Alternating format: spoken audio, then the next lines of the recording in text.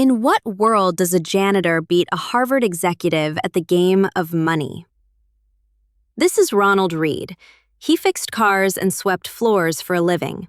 When he died, he left $8 million to charity. This is Richard Fuscone, a Harvard-educated Merrill Lynch executive. He retired early to a massive mansion and then went broke during the financial crisis. How is this possible? Because finance isn't physics. In physics, the smartest person wins. In finance, the person with the best behavior wins. That is the core message of Morgan Housel's The Psychology of Money. It's not about what you know, it's about how you behave. Here's 10 psychological lessons that will help you master the soft skills of wealth creation. Lesson 1. No one's crazy. Your personal experiences with money make up 0.000000001% of what's happened in the world, but 80% of how you think the world works. We all do crazy things with money, but no one is actually crazy. Housel explains that we judge people based on logic, but we make decisions based on when and where we were born. If you grew up during high inflation, you likely hate holding cash. If you grew up during a bull market, you likely love stocks. A person who grew up in poverty thinks about risk very differently than the child of a wealthy banker. The first lesson is empathy. Understand that everyone, including you, makes financial decisions based on their own unique history, not a spreadsheet. Don't judge others and acknowledge your own biases. Lesson 2. Luck and risk. Nothing is as good or as bad as it seems. Luck and risk are siblings. They are the reality that every outcome in life is guided by forces other than individual effort. Bill Gates attended one of the only high schools in the world that had a computer in 1968. That is luck. If he had gone to a different school, there would be no Microsoft. But his friend Kent Evans, who was just as brilliant, died in a mountaineering accident before graduation. That is risk. When judging your own success or failure, be humble. Sometimes you make a good decision and get a bad result. Risk. Sometimes you make a terrible decision and get a great result. Luck. Focus on patterns, not individual events. Lesson 3. Never enough. There is no reason to risk what you have and need for what you don't have and don't need. The hardest financial skill is getting the goalpost to stop moving. Housel tells the story of Rajat Gupta, a multi-millionaire CEO who wanted to be a billionaire. He resorted to insider trading, got caught, and went to prison. He had enough, but he risked it all for more. If your expectations rise with your results, you will never be happy. You have to define what enough means to you. Comparison is the thief of joy.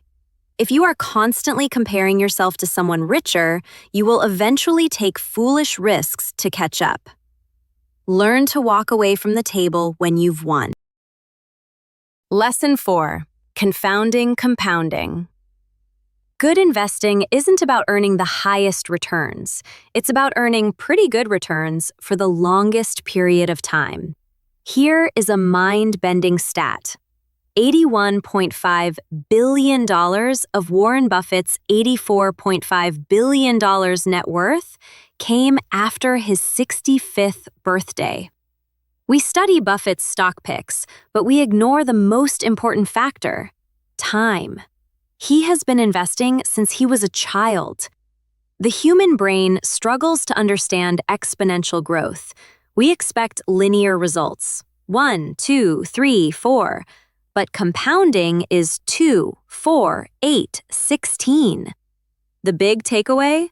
You don't need to find the next Amazon to get rich. You just need to be average for a very, very long time. Shut up and wait. That is how fortunes are built. Lesson 5. Getting wealthy versus staying wealthy. Getting money requires taking risks, being optimistic, and putting yourself out there. Keeping money requires the opposite. There are a million ways to get wealthy, but only one way to stay wealthy. Some combination of frugality and paranoia. Housel argues that having a survival mindset is more important than having a growth mindset. You need to be paranoid that everything you've made can be taken away. Why? Because you need to survive long enough for compounding to work. If you take a risk that wipes you out, you interrupt the compounding clock. Don't aim for the biggest returns, aim to be financially unbreakable. If you can stick around when everyone else is quitting, you win. Lesson 6. Tails, you win. You can be wrong half the time and still make a fortune. We think great investors are right all the time. The truth? They are wrong a lot. Housel calls this tail events, where a small number of events account for the majority of outcomes. Look at Amazon. For every huge success like AWS or Prime, they had failures like the Fire Phone. But the success of the tail, AWS, was so massive it paid for all the failures. In your portfolio, a few good investments will cover up all your bad ones. Don't panic if you pick a loser. It's normal. You just need a few big winners in a lifetime to succeed. Lesson 7. Freedom. The highest dividend money pays is the ability to control your time. What is the point of money? It's not to buy Ferraris. Housel argues the greatest intrinsic value of money is its ability to give you control over your time. Being able to wake up and say, I can do whatever I want today, is the highest form of wealth.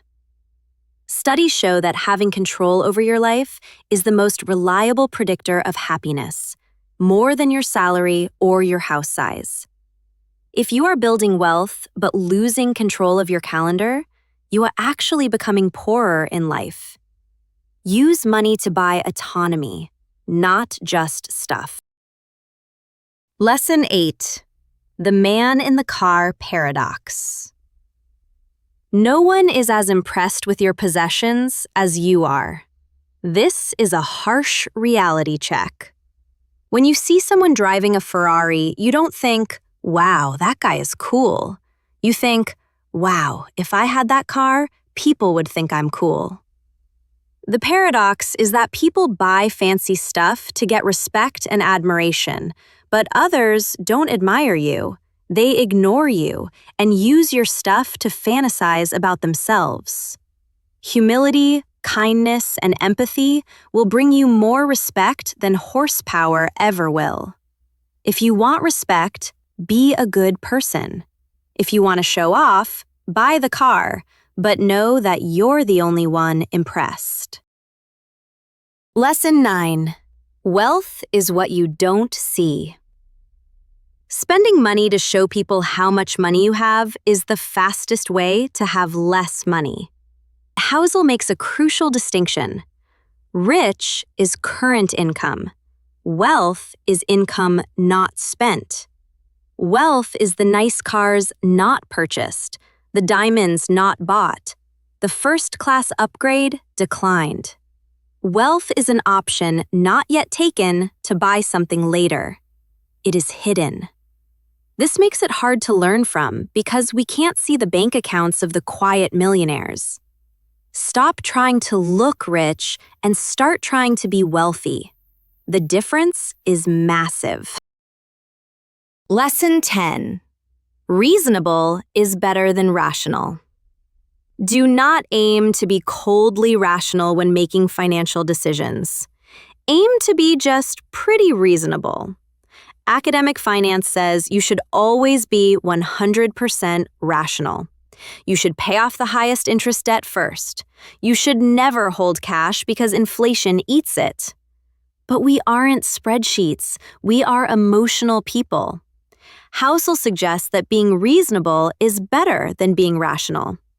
If paying off your mortgage, even if it has a low rate, gives you peace of mind and helps you sleep at night, do it.